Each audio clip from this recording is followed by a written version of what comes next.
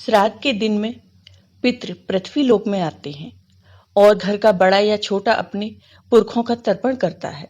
ऐसा कहा जाता है कि तर्पण से उनकी प्यास बुझती है।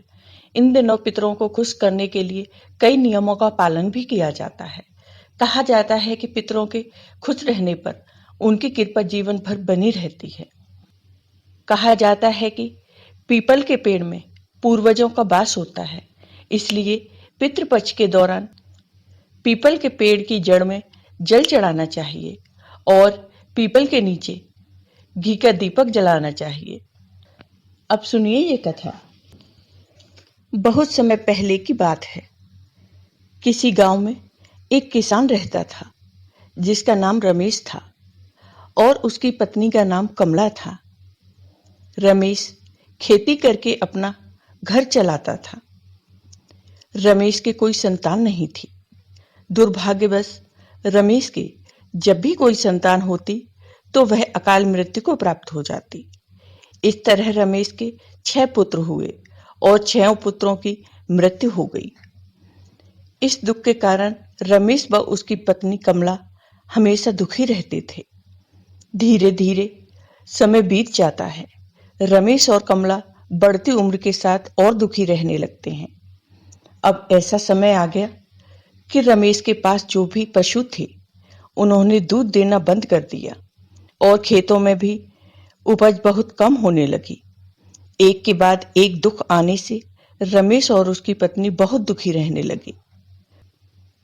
रमेश और उसकी पत्नी उदास होकर खेत पर बैठे थे तो रमेश की नजर खेत पर लगे पीपल पर गई। पीपल का पेड़ भी सूख गया था। एक बार की बात है, रमेश और कमला पीपल के पेड़ के नीचे बैठकर अपने ऊपर आए एक के बाद एक दुखों के बारे में बात कर रहे थे। संतान खोने का दुख तो था ही, लेकिन इन संकटों से उनका मन बहुत ही दुखी हो गया। वो दोनों बातें करते करते जोर जोर से रोने लगे। तभी उधर से एक महात्मा गुजर रहे थे। जब महात्मा ने रोने की आवाज सुनी तो महात्मा ने सोचा कि ऐसा क्या दुख है जो स्त्री और पुरुष साथ साथ रो रहे हैं। यह सोचकर महात्मा उन दोनों पति पत्नी के पास गए। रमेश और कमला ने जब महात्मा को देखा तो वे हाथ जोड़कर खड़े हो गए और महात्मा को प्रणाम किया। तब महात्मा ने पूछा, तुम दोनों क्यों रो रहे हो? तब रमेश ने बताया कि हम दोनों कई वर्षों से संतान का दुख झेल रहे हैं और अब न हमारे जानवर दूध देते हैं और न ही खेतों में कुछ होता है। यह दुख हमसे नहीं झेला जाता। रमेश ने सारी बात उन महात्मा को बता दी। रमेश और उसकी पत्नी की यह दशा देखकर महात्मा बोले, तुम चिंता मत करो, सब ठीक हो जाएगा। तुम्हारे खेत पर जो पीपल का पेड़ है वही तुम्हारे दुखों का नाश करेगा। आज के बाद तुम रविवार का दिन छोड़कर अन्य सभी 6 दिन इस पीपल को दूध, जल, तिल से सींचना तथा शाम के समय 6 दिन पीपल के नीचे तेल का दीपक जलाना और 7वें दिन रविवार को पीपल पर जल चढ़ाने के बजाय दूध मिश्रित जल सूर्य भगवान को अर्पित करना। ऐसा करने से तुम्हारे ऊपर आया संकट कट जाएगा। ऐसा कहकर वो महात्मा वहां से चले जाते हैं। रमेश और उसकी पत्नी ने महात्मा के कहे अनुसार उस पीपल के पेड़ को सींचना शुरू कर दिया और शाम को वो पीपल के नीचे तेल का दीपक जलाने लगे। देखते ही देखते रमेश के कष्ट दूर होने लगे और वह पीपल का पेड़ भी फिर से हरा भरा हो गया। खेतों में फसल लहलहाने लगी और रमेश के पशुओं ने दूध देना भी शुरू कर दिया। धीरे धीरे समय बीता। 1 वर्ष के अंदर ही रमेश के यहाँ फिर से एक पुत्र ने जन्म लिया।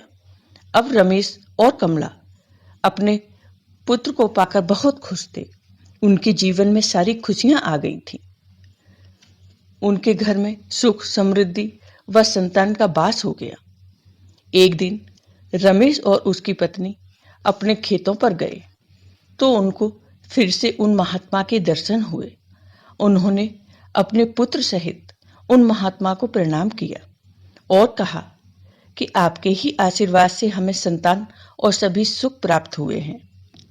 तब उन महात्मा ने कहा कि हे पुत्र, ये मेरा आशीर्वाद नहीं है, बल्कि तुम्हारे पितरों का आशीर्वाद है, जिनका दोष तुम्हें लगा हुआ था।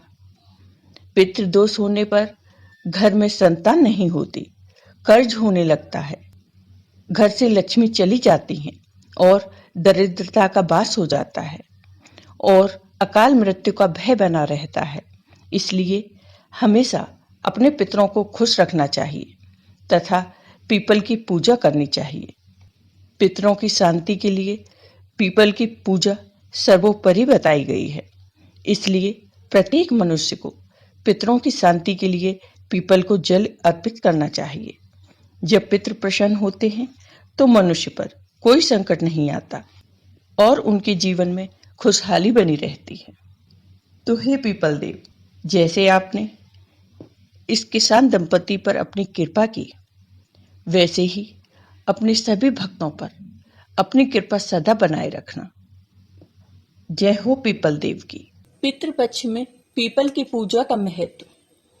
कहा जाता है कि अपने पितर की श्राद्ध तिथि के दिन पीपल का पौधा रोपने से उनका आशीर्वाद मिलता है। माना जाता है कि पीपल के पेड़ में भगवान विष्णु का वास होता है, जिसकी वजह से इस पेड़ को देव वृक्ष भी कहा जाता है। इसके साथ ही ये भी माना जाता है कि पीपल के पेड़ पर पितरों का वास भी होता है। इसी वजह से मरणोपरांत कर्मकांड के दौरान जो खाना मृतक व्यक्ति के लिए निकाला जाता है, उसको पीपल के पेड़ के नीचे भी रखा जाता है। मान्यता है कि पीपल के पेड़ पर रहने वाले पितर इन पेड़ों से ही सूक्ष्म रूप में श्राद्ध तिथियों पर अपने वंशजों के पास आते हैं। पितृपक्ष में पितरों के निमित्त निकाले गए अन्न को ग्रहण कर ये वायु रूप में पीपल के पेड़ पर वापस चले जाते हैं।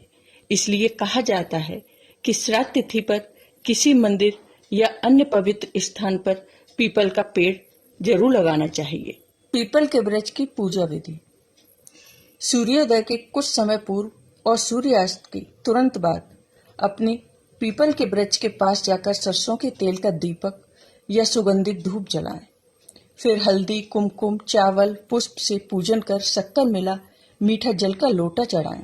थोड़ा सा शक्कर या गुड़ का प्रसाद पीपल की जड़ में चढ़ा दें, जिसके बाद पीपल पेड़ की 11 परिक्रमा करें। इससे पितरों का आशीर्वाद प्राप्त होता है।